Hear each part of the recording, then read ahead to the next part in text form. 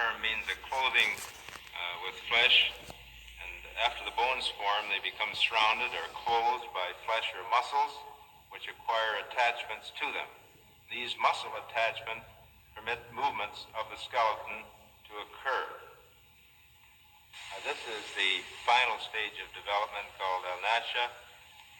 Then we developed of him another creation. Al-Nasha means growth or coming into being. This undoubtedly refers to the fetal period when there is growth and differentiation of the embryo that developed in the embryonic period. The rate of body growth during the fetal period is remarkable, especially between the 9th and 16th weeks. Notice how quickly it's growing in this Nasha stage, or fetal period as we call it. The next stage is Al-Qabliya. This says that the duration of pregnancy and separation is 30 months. This Arabic term refers to the viability or ability of the human fetus to survive outside the uterus. There is no definite time when survival of the fetus is assured, but it is generally accepted now that a fetus that is 24 weeks or older has a reasonable chance of survival. Survival of fetuses 22 to 24 weeks old has only become possible in the last few years when better methods of providing care for premature infants were developed. So the period viable embryo or fetus would be here at 24 weeks. We used to say 26, 28, but now with better incubation, some babies at 24 weeks can survive. We've even had some at 22 weeks, but this takes highly sophisticated incubation to do that. So this period then is the period of viability or the ability of the human fetus to survive. The next stage is the Al-Hadana, Al-Rahimia. This stage refers to the final stages of fetal development in the uterus when the fetus could survive if born prematurely, but it remains in the uterus where it is supported or nourished by the mother. In most cases, therefore, the uterus acts as an incubator for the premature infant. Weight gain during these final weeks is phenomenal as the fetus accumulates fat and is gradually prepared for birth.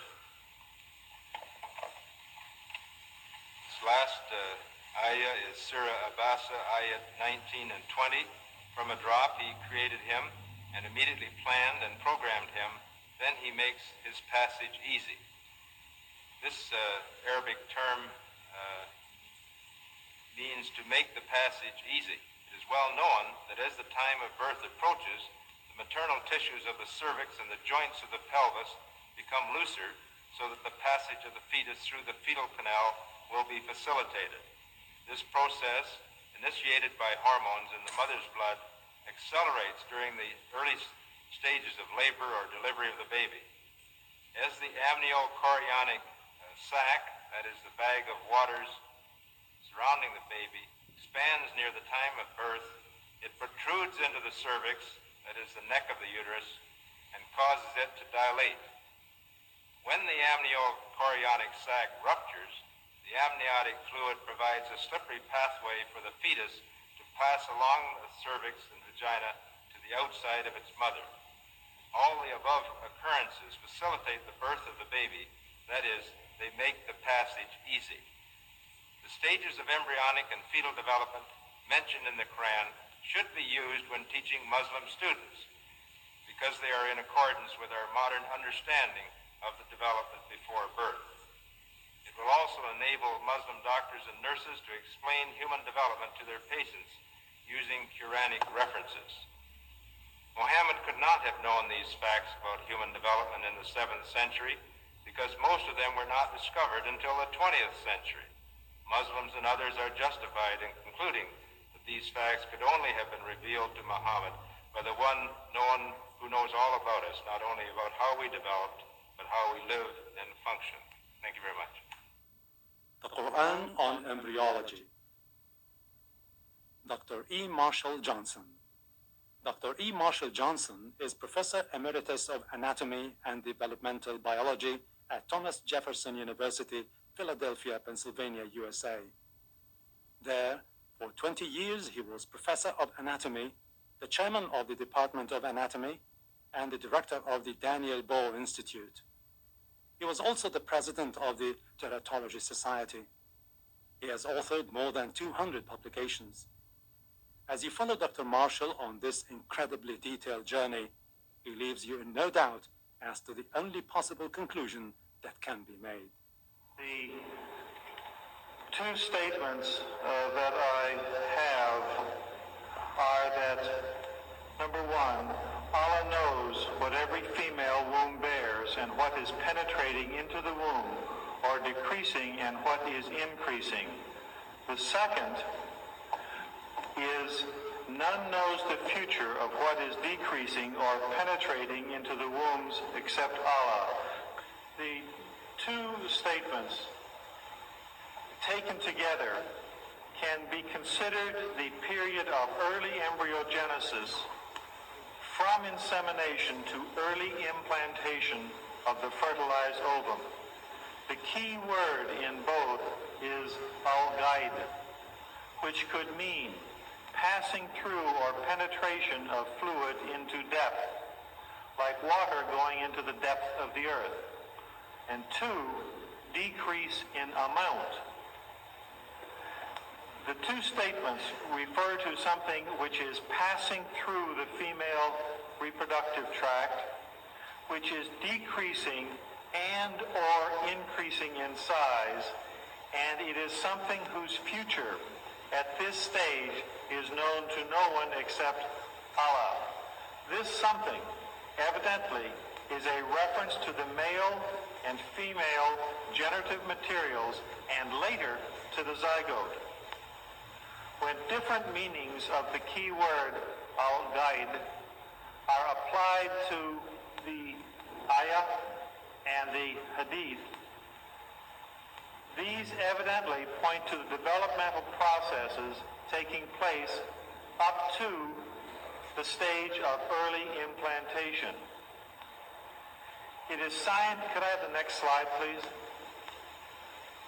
It is scientifically established or proven that of the several millions of spermatozoa in the seminal fluid,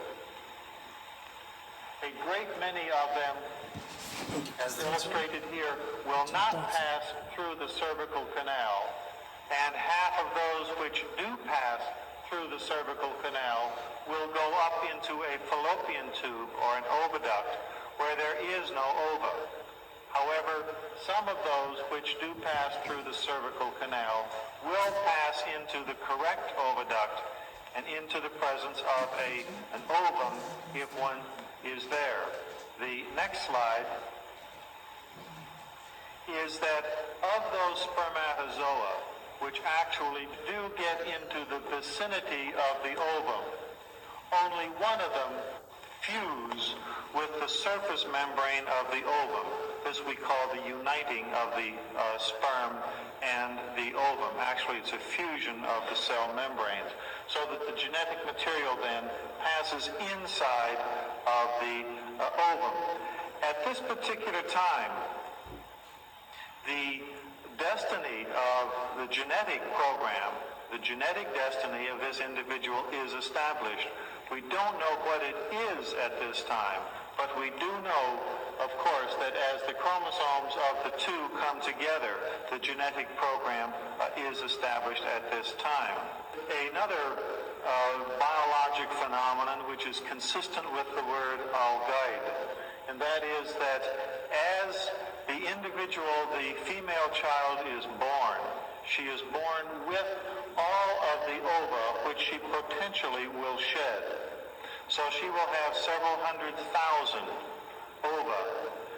During her reproductive lifespan, of course, relatively few of these will be actually ovulated. So from amongst the many ova available, relatively few are then chosen to be ovulated. And if a spermatozoa is there, then at that particular time, it could be fertilized.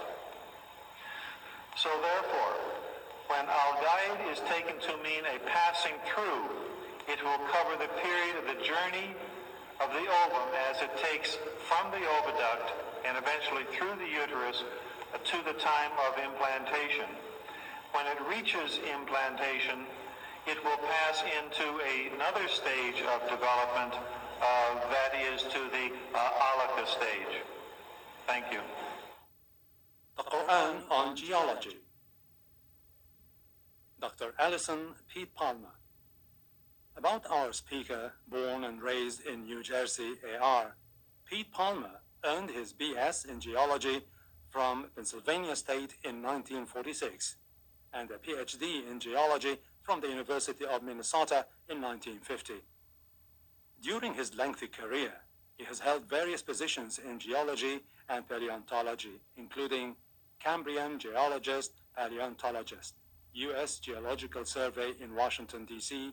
from 1950 to 1966, Professor of Geology, State University of New York at Stony Brook from 1966 to 1980, and Centennial Science Program Coordinator, mega editor for about 40 volumes of multi-authored books on the geology of North America for the Geological Society of America in Boulder from 1980 to 1993. Since 1993, he has been recentered as president of the small non-profit Institute for Cambrian Studies.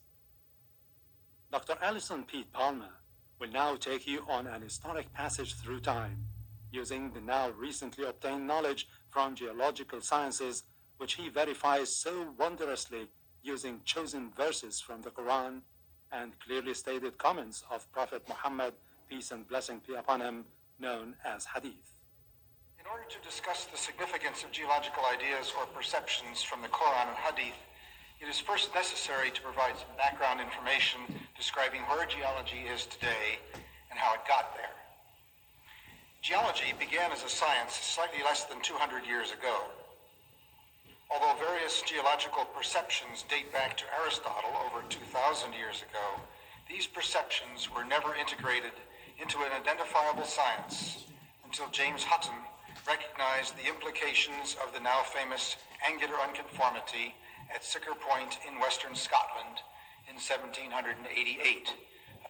The Earth's crust was deformed, and these sediments, now cemented into rock, were tilted, and a plain was developed by erosion across their upturned edges.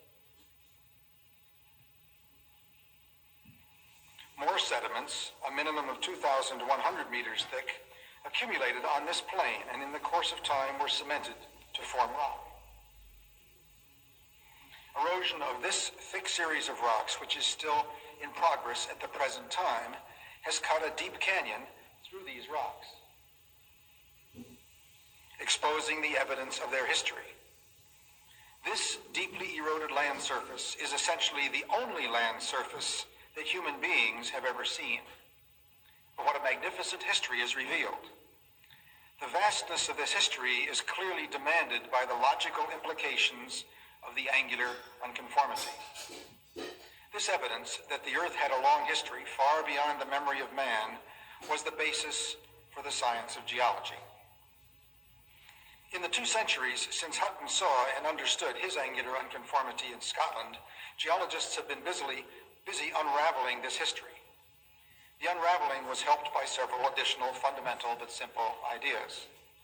First, shells, bones, and plant remains found in rocks were recognized as records of life of the past. By the early 1800s, it was further recognized that the record of life in the rocks was different than it is today, and that the further back in time one went, that is, in lower and lower layers in the sequences of layered rocks, the more different the fossil record became. Thus, an empirical succession of geological ages was established. Each age was characterized by different assemblages of fossils found in the rocks. What do the Quran and Hadith say about all of this? Some key words from various parts of the Quran and Hadith have interesting implications. According to Surah 29, Ayah 20, God says, "Walk through the earth and see how God did originate creation." The story that I have just presented is the product of thousands of geologists walking through the earth, observing and thinking about their observations, primarily since the early 1800s. slide. Surah 79, Ayah 31, discussing creation and the earth, states, "He draweth out therefrom its moisture." Although this seems to be in a context of springs because the following phrase mentions pastures, it is permissible to consider that this refers to outgassing of volcanoes early in Earth history. Volcanic gas